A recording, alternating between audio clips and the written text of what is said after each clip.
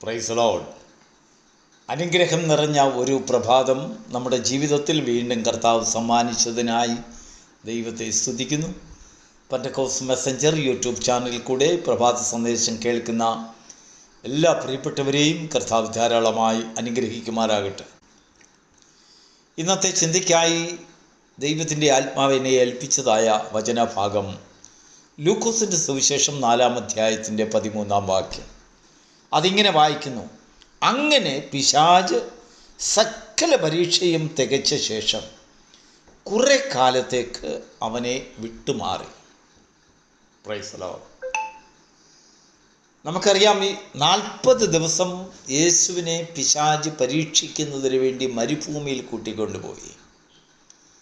തന്നെ പരീക്ഷിച്ചു. ആ പരീക്ഷയിലൊക്കെയും ആരാധനയുടെ മഹത്വത്തെ പിശാചിനോട് വിവരിച്ചു പറഞ്ഞപ്പോൾ അതിൻ്റെ ആവശ്യകതയും അതിൻ്റെ കൃത്യനിഷ്ഠതയെയും കുറിച്ച് വളരെ ബോധപൂർവം യേശു സംസാരിച്ച വാക്കുകൾ പിശാചിൻ്റെ ആ സകല പദ്ധതികളെയും പരാജയപ്പെടുത്തുന്നതായി മാറി. അങ്ങനെ പിശാച് തൻ്റെ സകല പരീക്ഷയും തികച്ചു. എന്നാൽ ലൂക്കോസ് എഴുതിയിരിക്കുന്ന ഭാഗം അത് പൂർണ്ണമായി പിശാച് യേശുവിനെ വിട്ട് മാറിയതല്ല, കുറെ കാലത്തേക്ക് മാറി നിന്നു എന്ന് പറഞ്ഞാൽ നല്ല അവസരങ്ങൾക്ക് വേണ്ടി വീണ്ടും പിശാച് അവസരം കാത്തിരുന്നു. Price the Lord. ഈ വചനത്തെക്കുറിച്ച് വായിക്കുമ്പോഴും ചിന്തിക്കുമ്പോഴും സംസാരിക്കുമ്പോഴും ഒരു സംഭവം എൻ്റെ ഓർമ്മയിൽ വരികയാണ്. ഒരു കുടുംബം ഒരിക്കൽ കടൽ കാണാൻ പോയി.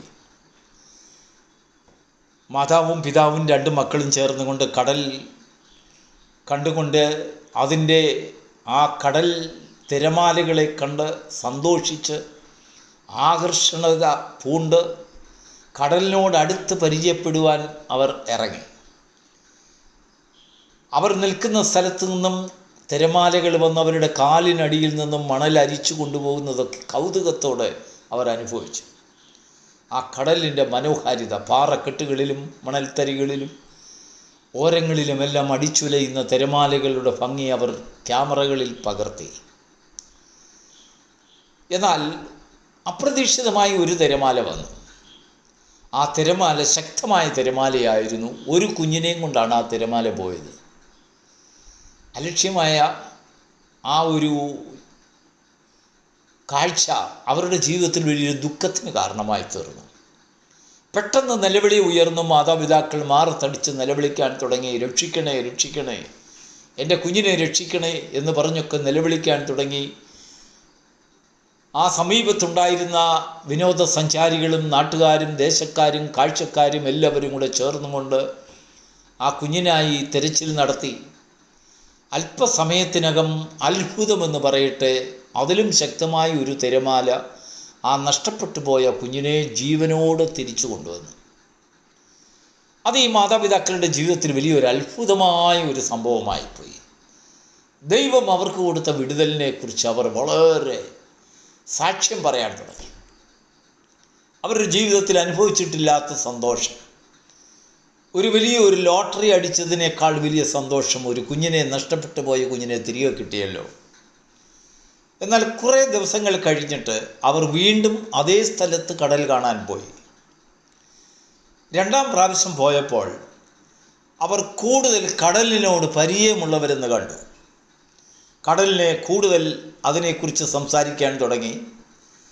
കടലിലുള്ളതായ ആപത്തിൽ നിന്ന് രക്ഷപ്പെടുന്ന ഒരു നിസ്സാരത്വത്തെക്കുറിച്ച് അവർ ചിന്തിച്ചു. അത്ര വലിയൊരു സീരിയസ് അനുഭവങ്ങളൊന്നും അവർക്കില്ല എന്നുള്ളൊരു നാട്യേന ആ കടലിനോട് കൂടുതൽ സഹിത്വം അവർ കാണിക്കാൻ തുടങ്ങി. നിർഭാഗ്യമെന്ന് പറയട്ടെ, അവർ ഇതുവരെയും കണ്ടിട്ടില്ലാത്തതായ ഒരു വലിയ തിരമാല വന്ന് ആ 2 കുഞ്ഞുങ്ങളെയും കൊണ്ട് തിരമാല തിരിച്ചുപോയി. പിന്നൊരിക്കൽ പോലും ആ കുഞ്ഞുങ്ങളെ തിരികെ കൊണ്ടുവന്നില്ല. Praise the lord. നോക്കൂ, ആദ്യം അവർക്കുണ്ടായതായ രക്ഷ, ഒരു വിടുതൽ, അത്ഭുതമാർന്ന രക്ഷ, അവരുടെ ജീവിതത്തിൽ കൂടുതൽ പ്രാധാന്യപ്പെട്ട അല്ലെങ്കിൽ ആ രക്ഷയെക്കുറിച്ചുള്ളതായ യഥാർത്ഥമായ ഒരു വില അവർ കൽപ്പിക്കാതെ അലക്ഷ്യത അവരുടെ ജീവിതത്തിൽ ഉണ്ടായി. ഇങ്ങനെ ആപത്തുകൾ വരുമ്പോഴൊക്കെ അതിൽ നിന്ന് രക്ഷപ്പെടാൻ കഴിയുമെന്നുള്ളതായ ഒരു ചിന്ത അവരിൽ ഭരിച്ചു. മറ്റ് കാഴ്ചക്കാരേക്കാൾ കൂടുതൽ കടലിനെ പരിചയമുള്ളവരെ പോലെ അവർ ഇടപെടുവാൻ തുടങ്ങി. നിർഭാഗ്യം, ആപത്ത് അവരെ തേടി വന്നതിനാൽ അവരുടെ ശ്രദ്ധയില്ലായ്മ അല്ലെങ്കിൽ അതിലുള്ളതായ ഗൗരവപരമായ ഒരു കരുതൽ അവരുടെ ജീവിതത്തിൽ ഉണ്ടാകാതിരുന്നതിനാൽ അതൊരു നിത്യദുഃഖമായി മാറി 2 കുഞ്ഞുങ്ങളെയും അവർക്ക് എന്നേക്കുമായി നഷ്ടപ്പെട്ടു. പ്രിയപ്പെട്ട ദൈവത്തിൻ്റെ മക്കളെ, നാം വായിച്ചതായ വേദഭാഗത്തിലേക്ക് നമുക്കൊന്ന് വരാം. ലൂക്കോസിൻ്റെ സുവിശേഷം 4-ാം അധ്യായത്തിൻ്റെ 13-ാം വാക്യം വളരെ പ്രാധാന്യമുള്ളതായ ഒരു ക്രിസ്തീയ ജീവിതത്തിലെ അനുഭവമാണ്. അല്പകാലത്തേക്ക് പിശാച് മാറി നിന്നു എന്ന് പറഞ്ഞാൽ നല്ല അവസരങ്ങൾ പിശാചിന് ആവശ്യം. അതുവരെയും കർത്താവിനെ തനിച്ച് മരുഭൂമിയിൽ കൊണ്ടുപോയി പരീക്ഷിച്ചതായ പിശാച് പിന്നീട് തൻ്റെ ചുവട് മാറ്റി, റോള് മാറ്റി, അഭിപ്രായം മാറ്റി, പരീക്ഷയുടെ സ്വഭാവം മാറ്റി. എന്താണെന്നറിയാമോ? തന്നോടൊപ്പം സഞ്ചരിക്കുന്ന തൻ്റെ ശിഷ്യന്മാരിൽ കൂടെ തന്നെ പരീക്ഷ കൊണ്ടുവരാൻ തുടങ്ങി. ഒന്ന് പത്രോസ്, കർത്താവ് താനും തൻ്റെ നിര്യാണത്തെക്കുറിച്ചൊക്കെ വാചാലനായി സംസാരിച്ച് ശിഷ്യന്മാരോട് നല്ലൊരു പ്രസംഗമൊക്കെ കഴിക്കുകയിൽ പെട്ടെന്ന് പത്രോസ് എന്ന് യേശുവിനെ കെട്ടിപ്പിടിച്ചു, ഗുരു, നിനക്കങ്ങനെ ഭവിച്ചുകൂടാ, ഈ മരണം നിനക്ക് വന്നുകൂടാ, നീ കഷ്ടം അനുഭവിക്കരുത്. പത്രോസ് പറഞ്ഞതിൽ എന്ത് തെറ്റ്? ഒരു ശിഷ്യൻ, ഒരു പ്രധാന ശിഷ്യൻ എന്നുള്ള രീതിയിൽ താൻ പറഞ്ഞത് ശരിയല്ലേ? വാസ്തവമായ കാര്യമല്ലേ? ആരാണ് തങ്ങളുടെ ഗുരുവിനെ അല്ലെങ്കിൽ തങ്ങളുടെ നേതാവിനെ, അവരുടെ മരണത്തെ ആഗ്രഹിക്കുന്നത് ആരാണ്? അത് കേട്ടാൽ സഹിക്കുന്നത് ആരാണ്? പക്ഷെങ്കിൽ യേശുവിനെ സംബന്ധിച്ചിടത്തോളം അതൊരു പൈശാചികമായ പോരാട്ടമാണെന്ന് യേശു തിരിച്ചറിഞ്ഞു. പത്രോസിനോട് പറയുകയാണ്, പിശാചാണ് നീ. പിശാചിനെ പോലെ സംസാരിച്ചു. പിശാചിൻ്റെ ആലോചനയാണത്. എന്നെ എന്തിനു വേണ്ടി എൻ്റെ പിതാവ് അയച്ചുവോ അതിൻ്റെ പൂർത്തീകരണം സംഭവിക്കാതിരിക്കേണ്ടതിന് പത്രോസേ, നിന്നിൽ പിശാച് കയറിയിരിക്കുന്നെന്ന് യേശു കണ്ടുപിടിച്ചു. അതിനുശേഷം യൂദായിൽ കൂടെ ഒരു വലിയ പരീക്ഷ, തൻ്റെ മരണത്തിനിടയാക്കിയതായ ഒരു സംഭവം. യൂദായിൽ പിശാച് പ്രവേശിച്ചു. എന്നാൽ യേശു ആ പൈശാചിക തന്ത്രത്തെ കണ്ടുപിടിച്ചു. യൂദായെ സഹോദരനെ പോലെ തന്നെ പരിഗണിച്ചു. തനിക്ക് അപ്പം നുറുക്കി കൊടുത്തു, തനിക്ക് വീഞ്ഞു പകർന്നു കൊടുത്തു, തൻ്റെ കാൽ കഴുകി സഹോദര എന്ന് വിളിച്ചു. Price the Lord. അതിനുശേഷം തന്നിൽ കൂടെ കയറിയിരിക്കുന്ന പിശാചിൻ്റെ തന്ത്രങ്ങളെ യേശു തിരിച്ചറിഞ്ഞുകൊണ്ട് അതിലുള്ളതായ ദൈവിക നടത്തിപ്പിൻ്റെ യാഥാർത്ഥ്യത്തെ അങ്ങ് ദൂരെ കർത്താവ് കാണുകയുണ്ടായി. ഗത്സമനിയിൽ വെച്ച് തനിക്ക് വലിയൊരു പരീക്ഷ, മാനസിക പ്രശ്നം, അതിനെയും കർത്താവ് ജയിച്ചു. ദൈവത്തിന് മഹത്വം ഉണ്ടാകട്ടെ.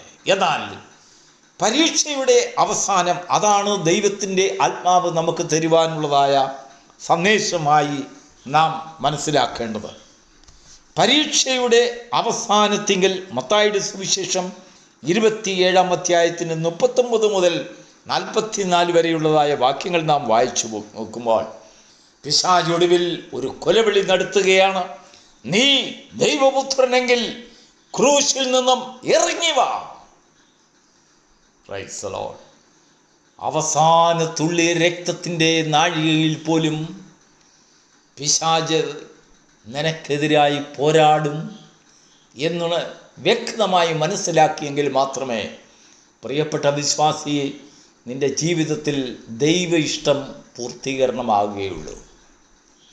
1-2 പരീക്ഷകളിൽ നമ്മളിൽ ജയിച്ചു, 1-2 കാര്യങ്ങളിൽ നമുക്ക് ജയമുണ്ടായി, നമ്മൾ പ്രാർത്ഥിച്ചതൊക്കെ ലഭിച്ചു, നമ്മൾ ഉദ്ദേശിച്ച കാര്യം സാധിച്ചു, നമ്മുടെ കുഞ്ഞുങ്ങൾക്ക് രക്ഷയായി, നമ്മുടെ ജീവിതത്തിൻ്റെ ശൈലികളെല്ലാം മാറി. അതിൻ്റെ അർത്ഥം നീ പരീക്ഷയിൽ ജയിച്ചു എന്നല്ല. നിനക്ക് എതിരായി പോരാടിയ ശക്തികളുടെ മേൽ ദൈവം പോരാട്ടം നടത്തിയെന്നല്ല അതിൻ്റെ അർത്ഥം.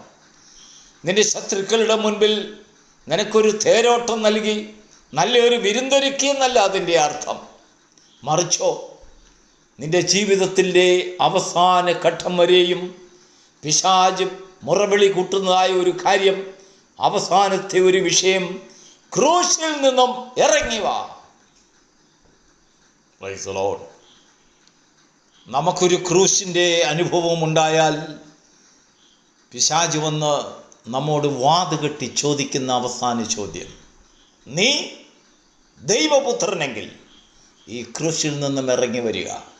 പ്രിയപ്പെട്ട ദൈവമക്കളെ, നമ്മുടെ ജീവിതത്തിലും പിശാച് അവസാനമായി ചോദിക്കുന്നതായ ചോദ്യത്തിൻ്റെ ശകലമാണ്, നീ യഥാർത്ഥ വിശ്വാസിയാണെങ്കിൽ, നീ കർത്താവിൽ വിശ്വസിക്കുന്നവനാണെങ്കിൽ, ദൈവം നിന്നെ സ്നേഹിക്കുന്നവനെങ്കിൽ, നിനക്ക് വന്നിരിക്കുന്നതായ ഈ ആപത്തിൽ നിന്നും പുറത്തു വരിക. നിനക്ക് സംഭവിച്ചിരിക്കുന്നതായ ഈ ക്രൂശിൻ്റെ അനുഭവത്തിൽ നിന്നും പുറത്തു വരിക. എങ്കിലും കർത്താവ് അതിനെ ജയിച്ച ഭാഷ, പിതാവേ നിവൃത്തിയായിരിക്കുന്നു. അങ്ങനെ പുറത്തു വരുവാൻ കർത്താവ് ആഗ്രഹിക്കാതെ, പിശാചിൻ്റെ കയ്യിൽ കൊടുക്കാതെ ആത്മാവിനെ പിതാവിൻ്റെ കയ്യിൽ തിരിച്ചേൽപ്പിച്ചു. പിതാവേ, എൻ്റെ ആത്മാവിനെ കൈക്കൊള്ളണമേ. അവൻ ആത്മാവിനെ കൊടുത്തവൻ്റെ കയ്യിൽ തന്നെ ആത്മാവിനെ തിരിച്ചു കൊടുത്തു. ഒരു മനുഷ്യപുത്രനായി ഭൂമിയിൽ ജീവിച്ച് മനുഷ്യജാതിയോടും മനുഷ്യവംശത്തോടും ദൈവത്തിങ്കിലുള്ളതായ ബന്ധത്തെ ഓർപ്പിക്കുവാനും അവർക്ക് ദാനം ചെയ്യുവാനും അവരെ ദൈവത്തിങ്കിലേക്ക് വഴി നടത്തുവാനുമായി ഒരു പ്രാണനെ ദൈവം ഏൽപ്പിച്ചത്, ആ ദൈവത്തിൻ്റെ കയ്യിൽ തിരികെ കൊടുത്തിട്ട് കർത്താവ് പറഞ്ഞു, പൂർത്തിയായി, എല്ലാം നിവൃത്തിയായി, എല്ലാം നിവൃത്തിയായി എന്ന് പിശാച് കേട്ടപ്പോൾ അവൻ ക്രൂശിൻ്റെ താഴെ അവിടെ പിശാച് പരാജയം കൊണ്ടു. കല്ലറകളെ തുറന്ന് മുദ്രകളെ പൊട്ടിച്ച് സകലരുടെയും പ്രതീക്ഷ തെറ്റിച്ചുകൊണ്ട്, സകലരുടെയും നിഗമനങ്ങൾ തെറ്റിച്ചുകൊണ്ട്, മരിച്ചടക്കപ്പെട്ട് 3-ാം നാൾ ഉയർത്തെഴുന്നേറ്റ് മരണത്തിന്മേൽ ജയലാളിത കൊണ്ടാടിയതായ ക്രൂശിന്മേൽ ജയഘോഷം മുഴക്കിക്കൊണ്ട് കർത്താവ് വിളിച്ചു പറഞ്ഞു, ഞാൻ ജയിച്ചിരിക്കുന്നു, ഞാൻ ലോകത്തെ ജയിച്ചിരിക്കുന്നു, നിങ്ങൾക്ക് ജയിക്കാൻ കഴിയും. Price the Lord. ഈ പ്രഭാതം നമ്മുടെ ജീവിതത്തിൽ എപ്പോഴും നമ്മൾ കൈക്കൊള്ളേണ്ടതായ ഒരു മുൻകരുതൽ. അല്പകാലത്തേക്ക് പിശാച് മാറിയത് കൊണ്ട്, ഏതെങ്കിലും ഒരു വിഷയത്തിൽ നമുക്ക് ജയം ലഭിച്ചത് കൊണ്ട്, ഏതെങ്കിലും ഒരു പ്രാർത്ഥന കർത്താവ് കേട്ടത് കൊണ്ട്, പ്രിയ വിശ്വാസിയെ, നിൻ്റെ ജീവിതത്തിൻ്റെ അവസാന പരീക്ഷ അല്ലാതെ തരം കിട്ടുമ്പോൾ, അവസരം കിട്ടുമ്പോൾ നിന്നെ പാട്ടിലാക്കാൻ, കീഴ്പ്പെടുത്തുവാൻ വേണ്ടി നല്ല അവസരങ്ങൾ പാർത്ത് കഴിയുന്ന പിശാചിൻ്റെ തന്ത്രങ്ങളെക്കുറിച്ച് ഓർമ്മ വേണം, ഓർക്കുക. നീ എപ്പോഴും അതിൽ ബോധവാനായിരിക്കുക.